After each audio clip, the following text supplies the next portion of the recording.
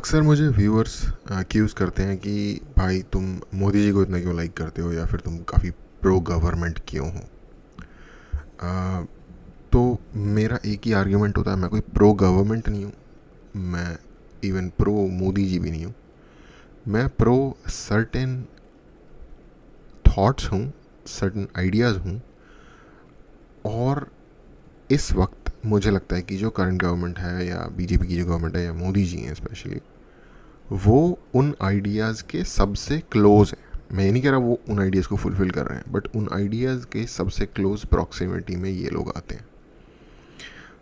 और उन आइडियाज़ में से कुछ चीज़ है फ्री स्पीच, दूसरी चीज़ है फ्री मार्केट, तीसरी चीज़ है आइडेंटिटी बेस्ड डिस्क्रिमिनेशन बंद करना, मार्केट को कुछ स्पेसिफिक इंडिविजुअल सेक्टर्स को छोड़ के, जैसे डिफेंस और लॉ एंड ऑर्डर। ये चीज़ें जो हैं, कुछ मेन जो चीज़ें हैं, इमिग्रेशन कंट्री में किस तरीके से होती है, लाइक बॉर्डर सिक्योरिटी किस तरीके से मेंटेन होती है कंट्री की, ये कुछ चीज़ें छोड़ के टैक्स कलेक्शन वगैरह ज़्यादातर चीज़ें दे दी जानी चाहिए प्राइवेट एंटरप्राइजेस को। हमारी कंट्री में फॉर एग्ज़ाम्पल एक प्रॉब्लम, शायद अगर हम रेलवे को फॉर एग्ज़ाम्पल प्राइवेटाइज़ करना चाहें तो इतनी बड़ी प्रॉब्लम आएगी कि कोई कंट्री शायद इतनी बड़ी, कोई कंपनी शायद इतनी बड़ी होगी ही नहीं जो रेलवे को ऑन एंड ऑन पूरा का पूरा कम्प्लीटली टेक ओवर कर ले।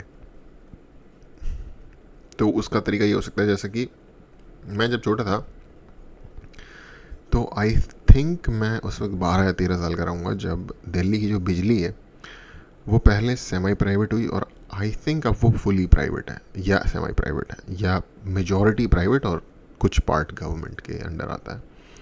और क्योंकि वो एक बहुत बड़ा सेक्टर था और किसी एक इवन बहुत बड़ी बड़ी मल्टीनेशनल कंपनीज हैं इंडिया में के लिए पॉसिबल नहीं था कि वो सारे को टेक ओवर कर ले, तो कुछ एरिया रिलायंस ने टेक ओवर किया, कुछ एरिया टाटा ने टेक ओवर किया। दिल्ली के जिस एरिया में मैं रहता था वहाँ पे टाटा की एक कंपनी जो गवर्नमेंट के साथ एक बिजली का like public private sector partnership की एक फर्म बनी या कंपनी बनी, इसका नाम था NDPL। और आई थिंक जो रिलायंस के साथ है जो कंपनी, उसका नाम BSES है आई थिंक, जो दूसरे दिल्ली के क्षेत्रों में बिजली प्रोवाइड करती है। और बिजली की प्रॉब्लम इतनी बेटर हो गई उस ट्रांजिशन के बाद से, आई मीन प्रॉब्लम बेटर नहीं हो गई, सिचुएशन बेटर हो गई। क्योंकि उससे पहले, यानी कि जब मैं 10 एक साल का रहूँगा या उसके आसपास, जब ये नहीं हुआ था उससे पहले बहुत बुरा हाल था। और कोई भी व्यक्ति जो जिसने दिल्ली में अपना उस टाइम का टाइम गुजारा है उसे याद होगा कि बिजली रोज़ ही मल्टीपल टाइम्स जाना कोई बड़ी बात नहीं थी। उसके होने के बाद बहुत हालत सुधर गई। आई थिंक लाइक ज़मीन आसमान का फ़र्क आ गया ऑलमोस्ट, ये कहा जा सकता है। ऐसा नहीं है कि अब बिजली कभी दिल्ली में नहीं जाती, चली जाती है अक्सर, अक्सर नहीं मतलब कुछ दिन आ ही जाते हैं ऐसे जब बिजली चली गई, कई बार लंबे टाइम के लिए भी चली जाती है, कई बार कुछ टेक्निकल फॉल्ट हो जाए तो उसकी वजह से भी चली जाती है। बट वो ओवरऑल ठीक चलता है। ओवरऑल ऐसा नहीं है कि यार तंग किया हुआ इसने, ऐसा वाला सीन नहीं है। लाइफ ठीक है, कभी कभार जाती है लाइट, थोड़ी देर कर जाती है फिर आ जाती है, और मुझे लगता है कि कुछ मेंटेनेंस या कुछ वर्क होता हुआ तभी वो जाती होगी ज़्यादातर। तो ये एक एग्जांपल है। एक दूसरा एग्जांपल है, एयर इंडिया सालों से नुकसान में जा रही थी, डेकेड्स से नुकसान में जा रही है, कंटिन्यूसली नुकसान नुकसान नुकसान। गवर्नमेंट उसे दे रही है अपनी तरफ से पैसे, लाइक हज़ारों करोड़ के, to the tune of thousands of crore, right, ताकि ये सस्टेन कर सकें, राइट। और फाइनली आके अब उन्होंने टाटा को वापस वो एयरलाइन बेच दी कि आप चलाओ। अब मैंने फ्लाई किया हुआ है एयर इंडिया से, बहुत लंबी फ़्लाइट, ऑलमोस्ट 14 आवर की फ़्लाइट। मैंने न्यूयॉर्क सिटी से न्यू दिल्ली ट्रैवल किया था। ट्रेन की सीटें टूटी हुई हैं। ट्रेन में एक एंटरटेनमेंट सिस्टम होता है जो उसके राइट में लाइक एक हैंडल के अंदर लगा होता है। उसके अंदर एक रिमोट होता है जो तार से जुड़ा हुआ होता है, जिसको आप दबा के कंट्रोल कर सकते हो स्क्रीन पे जो भी है, राइट। ये सारी सीट्स में नहीं होता, जिन कुछ स्पेसिफिक सीट्स जहाँ पे सामने की तरफ लगाने के लिए जगह ना हो, वहाँ इस तरीके के रिमोट दिए जाते हैं। जिस सीट पे मैं बैठा था उस सीट का रिमोट ही टूटा हुआ था। ये मतलब इनक्रेडिबल बात है, इनक्रेडिबल इंडिया वाली बात, इनक्रेडिबल एयर इंडिया।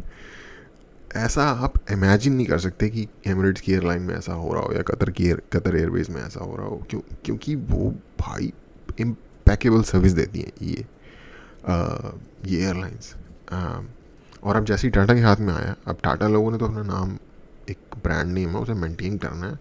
उन्होंने दुनिया का लार्जेस्ट एयरक्राफ्ट मैन्युफैक्चरिंग का ऑर्डर दे दिया भाई, 500 के आसपास पैसेंजर एयरक्राफ्ट। कितने बिलियंस, आई थिंक 60 बिलियन के आसपास का, पता नहीं कितने बिलियंस का ये ऑर्डर होगा। तो अब उन्होंने तो पूरी फ्लीट ही नहीं ले ली। अब आप सोचो, उन्होंने ऑलमोस्ट पूरी फ्लीट नहीं ले ली है, जबकि ऑलरेडी एयर इंडिया के पास प्लेन थे, ऑलरेडी विस्टारा वगैरह के उनके प्लेन है। तो यानी कि वो कितनी खस्ता हाल में होंगे जो उन्हें इतने सारे रिप्लेस करने पड़ रहे हैं, या फिर लाइक फ्लीट भी बड़ी कर रहे होंगे, ये भी एक है। बट ये तो आपको मानना पड़ेगा ना कि पूरे 500 के 500 ऐड नहीं कर देंगे वो फ्लीट में, कुछ को वो निकालेंगे। तो खस्ता हाल थी बेसिकली। जो भी जिसने भी एयर इंडिया में ट्रैवल किया होगा उसको भी ये पता होगा। अगैन ये आपको एग्जांपल दिखते हैं, और एयर इंडिया सुधर भी रही। रीसेंट एक्सपीरियंस अगर आप लोगों ने किया हो तो वो बेटर सिचुएशन में गई है। तो ये कुछ एग्जांपल हैं जिससे पता चलता है कि ये सारे जो चीज़ें हैं, ये सरकार के करने की नहीं होती बेसिकली जितनी कंट्री। तो फ्री मार्केट एक ऐसी चीज़ है जो मुझे पसंद है। अब आप लोग सोचोगे कि भाई आपने टाइटल में क्या लिखा और आप बात क्या कर रहे हो। ठीक है, मेरे साथ अक्सर ऐसा हो जाता है, मैं किसी एक दिशा में निकल जाता हूँ। तो बेसिकली कहने का मतलब ये है कि मैं गवर्नमेंट को इसलिए सपोर्ट करता हूँ कि मेरी सोच की जो चीज़ें हैं उनके क्लोजेस्ट मुझे लगता है ये गवर्नमेंट या ये स्पेसिफिक लीडर हैं इस वक्त। अब थोड़ा सा आज क्रिटिसाइज़ कर लेते हैं। क्रिटिसाइज़ क्यों? क्योंकि इनमें से एक पॉइंट के अगेंस्ट एक चीज़ है। कंगना रनौत जो कि एक काफ़ी इनफेमस, कहना ज़्यादा सही होगा, फेमस के मुकाबले एक्ट्रेस हैं, अपने कांड की वजह से, अपने जो उनके होते रहते हैं विवाद लोगों के साथ, उनकी वजह से चर्चों में रहती हैं। बीजेपी की एमपी भी बन गई हैं अब। उन्होंने एक फ़िल्म बनाई इमरजेंसी के नाम से, जो इंदिरा गांधी के ऊपर बेस्ड है, इंदिरा गांधी जी की लाइफ के ऊपर बेस्ड है। इनिशियली आई थिंक वो क्लियर हुई थी मूवी, जो सेंसर बोर्ड वगैरह उन्होंने कह दिया था कि हाँ हम आपको दे देंगे सर्टिफिकेट ये वो, पर बाद में आई गेस उस डिसीजन को रिसेंड कर लिया गया और उनका जो उनकी मूवी है वो ब्लॉक कर दी गई बेसिकली सेंसर बोर्ड के द्वारा। और ये एक ऐसा लाइक हम कहाँ रह रहे हैं भाई? क्या हम एक डेमोक्रेसी में रह रहे हैं कि नहीं रह रहे?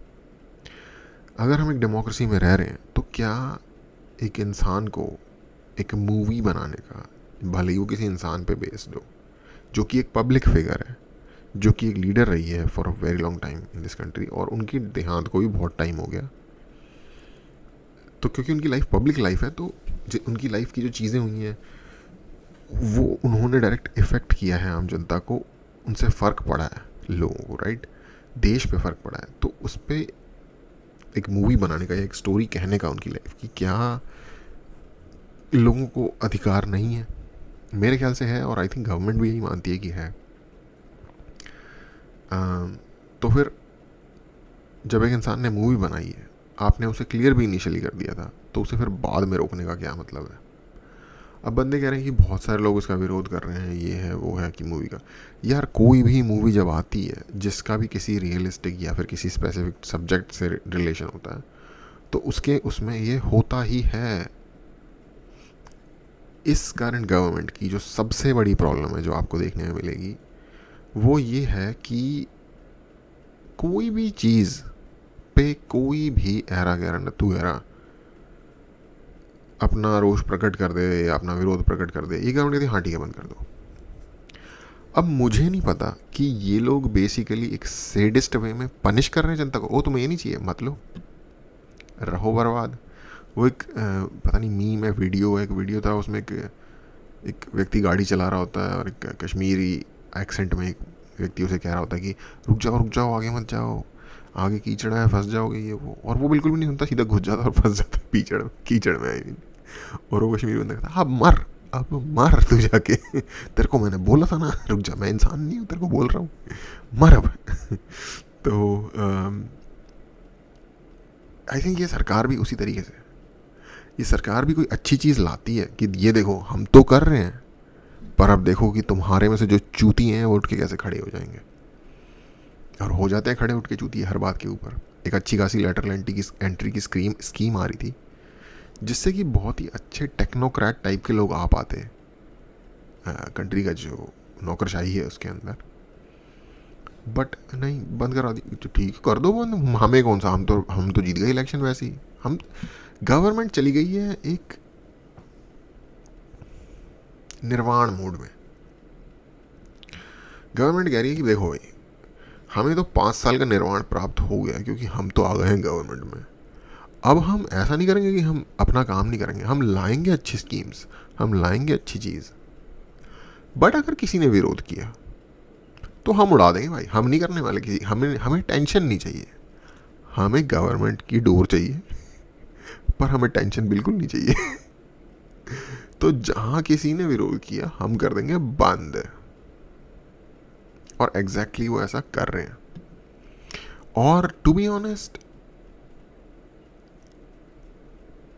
जिन लोगों ने गवर्नमेंट को वोट नहीं दिया, जिसकी वजह से गवर्नमेंट कमज़ोर हो गई, एक सेडिस्ट वे में, एक पता नहीं यार, एक शाउड एंड फ्रॉड वाला जो वे होता है जिसमें दूसरे की तकलीफ़ों से मज़ा आता है इंसान को, आई मीन जो भी है, उस वे में ये कहीं ना कहीं कॉमेडी भी है भाई। नुकसान हो रहा है देश का और लोगों का, बट एक कॉमेडी भी है एक अपने आप में, कि नहीं दिया वोट भाई, हम नहीं, हमसे फिर मत बोलो भाई आके।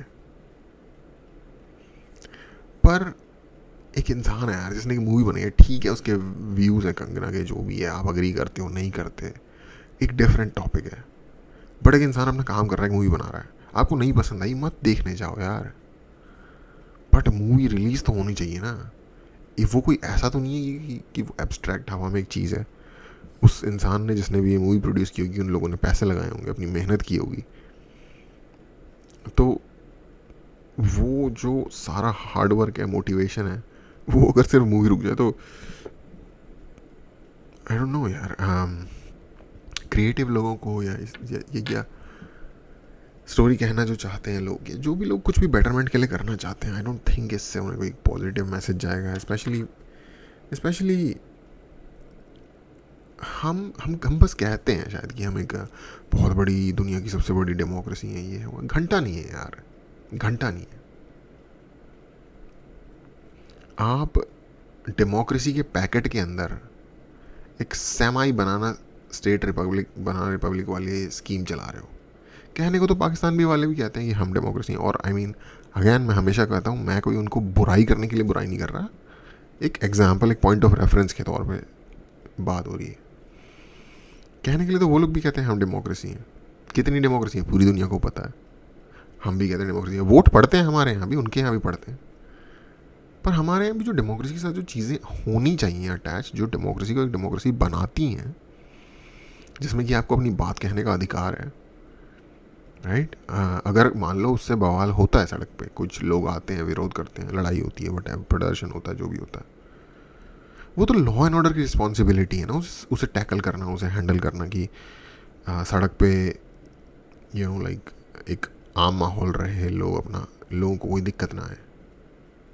कोई नहीं, गवर्नमेंट कह रही है कि भाई पुलिस को हम ज़्यादा टेंशन नहीं देना चाहते, ना हम खुद लेना चाहते, जिस चीज़ पे सबकी हाँ है वो करो, और जिस पे किसी को भी दिक्कत है कैंसिल मारो।